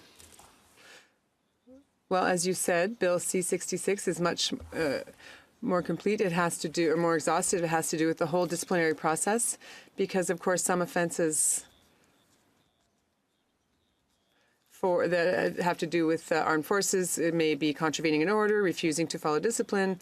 So it's really quite a different bill from what we have here. Here we're really dealing with miscarriage of justice or judicial errors in the case of criminal offenses. And so the criminal code, which is included. This is actually kind of an interesting bill. I don't know what it exempts military personnel or armed forces or veterans or whatever they're debating here.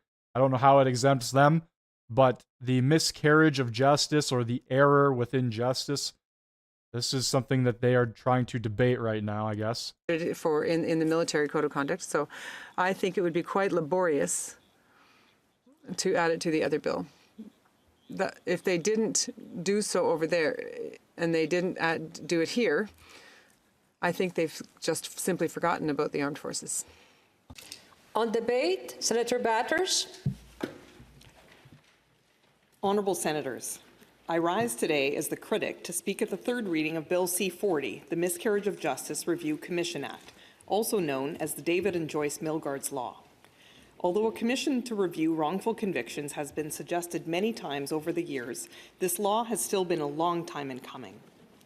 It is indeed fitting that this law will forever honour the names of one of Canada's most egregious wrongful conviction cases, that of David Milgaard, and of his mother Joyce, who advocated tirelessly to prove his innocence. As a teenager, David Milgaard was convicted and sentenced for the rape and murder of Saskatoon nursing student Gail Miller. He served 23 years in prison for those crimes he didn't commit.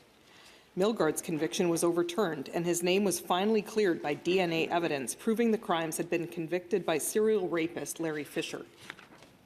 23 years. This case loomed large in my home province of Saskatchewan, touching many in some way. I studied the case in my first-year criminal law class in the city where this murder happened. In 2003, the Saskatchewan government initiated a formal inquiry into David Milgaard's wrongful conviction. Years later, I worked as the Chief of Staff to Saskatchewan Justice Minister Don Morgan, and I served in that position in the fall of 2008 when Minister Morgan released the results of that Milgaard inquiry. I even had the honour of meeting Joyce Milgaard before the press conference that day.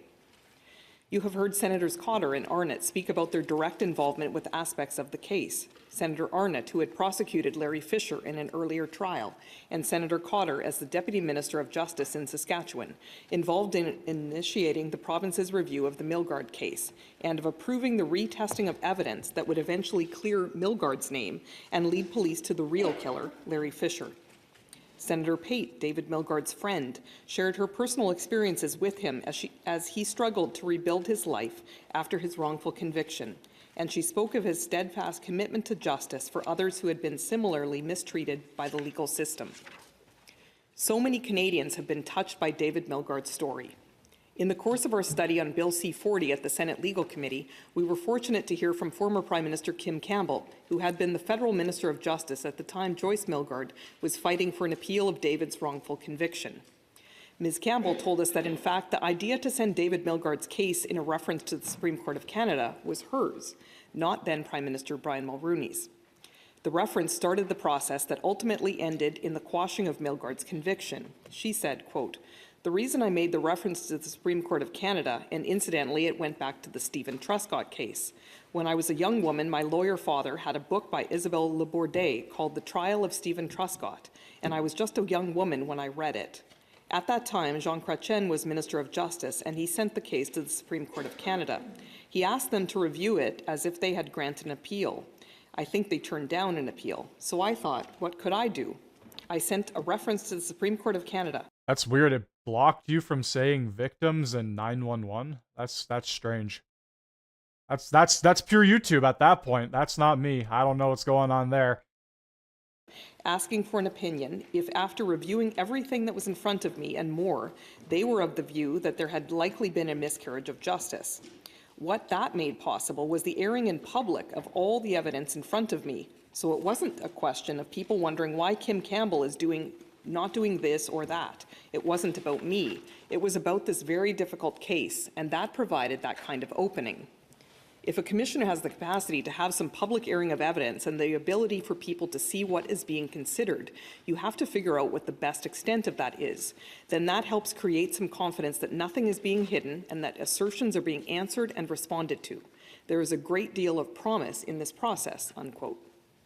Ms. Campbell went on to describe the Milgaard case as, quote, "one of the most difficult I have ever encountered, due to the overwhelming circumstantial evidence," unquote, that pointed to Milgaard. The former Prime Minister and former Justice Minister reflected on the poignancy of the Milgaard story when she said, quote, "It's a case that has haunted me. I must say, when I was packing up my papers after having had political retirement thrust upon me by the Canadian electorate in the fall of 1993, I discovered a very lovely Christmas card from Joyce Milgaard. I think she understood that I had done what I could. She cared very much. I was glad for her when David was finally clearly exonerated, unquote. Our Senate Legal Committee heard heartbreaking stories from other witnesses who were similarly wrongfully convicted. One of those was Guy Paul Moran, who was convicted of a murder he did not commit, that of his 9-year-old neighbor, Christine Jessup. Meeting Guy Paul Moran and hearing his testimony will forever be etched in my memory as a key moment in my time as senator. Mr. Moran's case was riddled with errors. The Quebec judge who eventually oversaw the inquiry into the miscarriage of justice called his case, quote, tunnel vision of the most staggering proportions, unquote. Mr. Moran was exonerated by DNA evidence in 1995, but it was not until 2020 that the identity of the real killer was revealed, Calvin Hoover, a family friend of the Jessups, who had killed himself 5 years earlier. Mr. Moran told the story at committee about the lingering stigma of a criminal conviction, even if that conviction is overturned as a miscarriage of justice.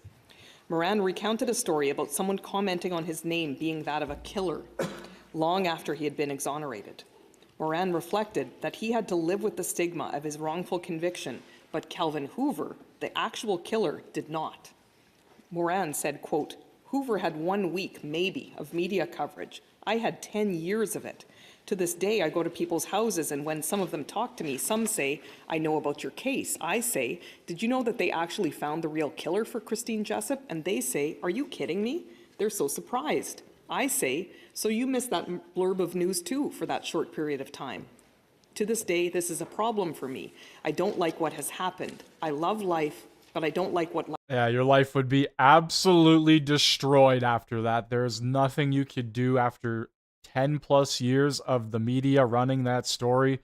And then all of a sudden, it turns out you weren't actually the person who did it. Obviously, you knew it all along, but the justice system didn't care. They didn't look into it that much. 23 years of you in prison. And just now, you get out because they found the real person who did it. And your entire reputation down the drain. I could not actually imagine. Life has given me, unquote. In response, I said, Mr. Moran, when I hear your name, I think of someone who has persevered. I don't think of a killer. I think of someone who has persevered through enormous challenges, and I hope that you take that away today, unquote. Our committee also heard testimony from 2 Indigenous men who had been wrongfully convicted, who testified to systemic discrimination they suffered in the criminal justice system that contributed to their miscarriage of justice. Brian Anderson and Clarence Woodhouse were 2 of 4 Indigenous young people wrongfully convicted for the murder of Tin Fong Chan, a chef in downtown Winnipeg in 1973. The 2 men, along with a third, Alan Woodhouse, were recently acquitted more than 50 years later. Clarence's brother, Russell Woodhouse, the 4th man convicted. Yeah, honestly, Big Jam Roll, you might be blacklisted on YouTube or something. They might be watching you.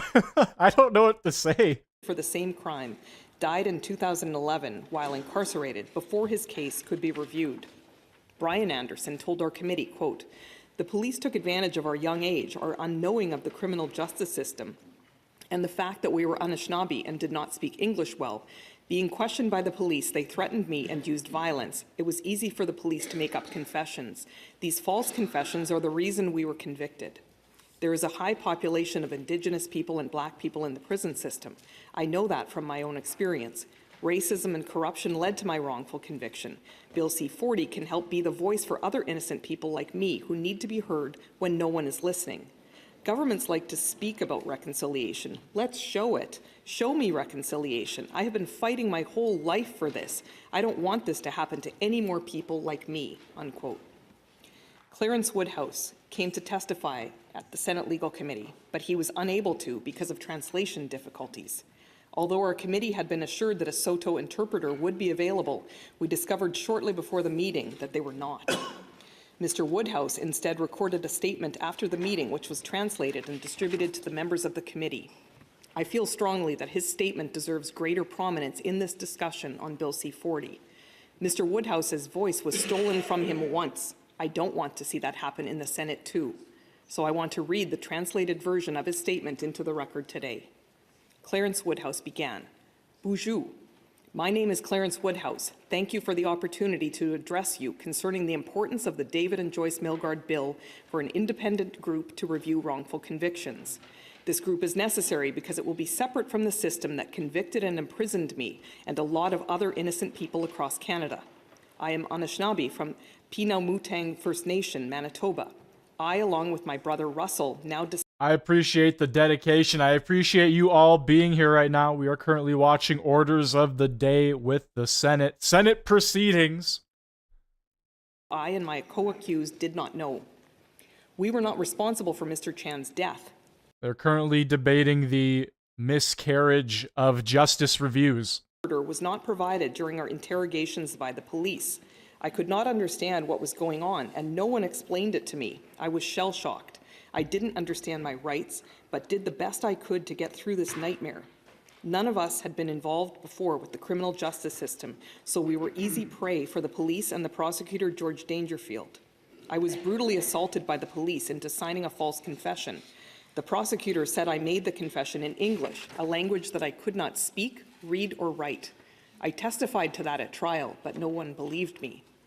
I was scared, lost, and felt very alone as the years passed by in prison, a place that no person should have to be made to survive. My time in prison was a living hell, primarily because of corrections staff who were determined to make me admit to a murder I did not commit or had any part in. By the time I was released from prison 12 years later, in 1983, I was institutionalized and found it extremely difficult to make it in society. I received no help or direction. It was hard to move on with my life in a world I didn't recognize or feel comfortable in.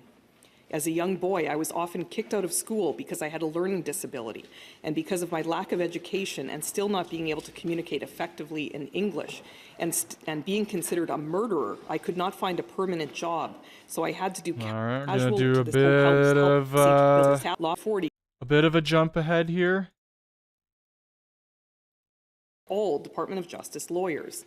However, Bill C-40 stipulates that the Commission would require a minimum of 1/3, but no more than 1/2 of the commissioners to be lawyers with 10 years' experience in criminal law. Because of the quorum requirements, it is therefore possible that only one of the Commission's panelists for a particular matter will be a lawyer. Witnesses at Senate Legal Committee said that mandating such an upper maximum was not an ideal composition for the Commission, but they feared amending the legislation could sacrifice the entire bill. The Criminal Lawyers Association expressed the view that Bill C-40 should be amended to require that a majority of the Commission be lawyers, saying, quote, "The way I see Section 696 applications, you have to be well-versed in criminal law to understand what you're looking at. You need to understand the whole process inside and out. You So they're like ogres. Ogres have layers. also need to understand the parole process that is followed with this individual. That is the definition of legal training, and I think that the Commission would be stronger to have those kinds of individuals at the helm of it," unquote. Many witnesses, including the Canadian Association of Black Lawyers and the Indigenous Bar Association, stated a preference for making Black and Indigenous representation on the Commission mandatory, especially given the overrepresentation of those communities in the prison population. A 2021 consultation headed by 2 retired judges, Honourable Harry S. Laforme and the Honourable Juanita Westmoreland-Traore, recommended that at least one position on the Commission should be mandated for Black and Indigenous people. One of the witnesses at Legal Committee who expressed support for mandatory representation was law professor Kent Roach, who said, quote, "A 5-person commission without Indigenous and Black representation is manifestly inadequate for Canada. This is especially true when the far smaller country of New Zealand has a 7-person commission with guaranteed Maori representation. This is especially so if we want the Commission to be proactive and systemic," unquote. Throughout the study of Bill C-40, many senators on the Legal Committee voiced a desire for the Commission to address systemic inequalities. That is why I found it curious that they did not attempt to amend the bill to make a requirement for Black and Indigenous representation on the Commission mandatory. Bill C-40 only suggests that the minister take factors like overrepresentation, quote, into account when making appointments to the Commission. Representatives from the Canadian Police Association told the Senate Legal Committee that of the non-lawyer members on the Commission, they would like to see the inclusion of a police representative among the Commission's membership. CPA President Tom Stamatakis suggested that a police representative could provide valuable insight to the work of the Commission. He said, quote, "Given that many of the cases under review will hinge on the specifics of investigative practices and techniques, it would be beneficial to ensure that law enforcement professionals are included as commissioners. This perspective can provide valuable insights into the practical effects or practical aspects of investigations, from the handling of evidence to the complexities involved in interviewing witnesses and suspects. Having members with a professional understanding of investigatory techniques will help ensure that reviews are comprehensive and that any recommendations made are grounded in the realities of frontline police work. Such representation would enhance the Commission's credibility and help foster a balanced approach to this important mandate," unquote. Mr. Stamatakis also expressed concern about a lack of clear timelines for the process employed by the Commission, indicating delays could have a potential impact on investigations and evidence. He explained, quote, "As you all know, investigations rely heavily on the detailed records kept and on the specific recollections of the investigators involved. Over time, records may become incomplete or difficult to locate, and witnesses' memories fade. Many of our members carry large caseloads and may have retired or moved on to other positions by the time an old case is revisited. It is critical that this Commission functions with clear timelines wherever possible to ensure cases are reviewed promptly, limiting the impact of time on evidence and enabling justice to be achieved effectively," unquote. Unfortunately, many details have been left out of Bill C-40, only to be decided by regulation or cabinet or after implementation of the Commission. This is especially concerning because less than half, and maybe only 1/3, of the commissioners dealing with complex investigations and cases. All right, we got some new news within the past 24 hours. Oh, hold on. I got to turn off this ad block real quick here. Got some news here. Trump brushes off Ontario's threat to cut electricity as Ford considers U.S. booze ban. "We have a great relationship, but we shouldn't have to subsidize a country," Trump said, claiming his amounts to more than $100 billion annually in unspecified subsidies. My goodness. Are we actually going to ban U.S. booze? Holy shit, guys. I know it's just a lot of spitballing. These guys, they say things, they're just trying to push and pull on one another. Trump, very sturdy, though. I don't think it's going to end well for some of our premiers here if they don't do what Orange Man wants. Shit, I don't know, though. I guess we'll see. On top of everything, Trudeau just being an absolute weak leader and an idiot. PP uploaded 15 minutes ago. Polyev. Let's take a look at his channel. Oh no, Trudeau is attending a launch of the HMS or CS in Vancouver. I don't know what that is.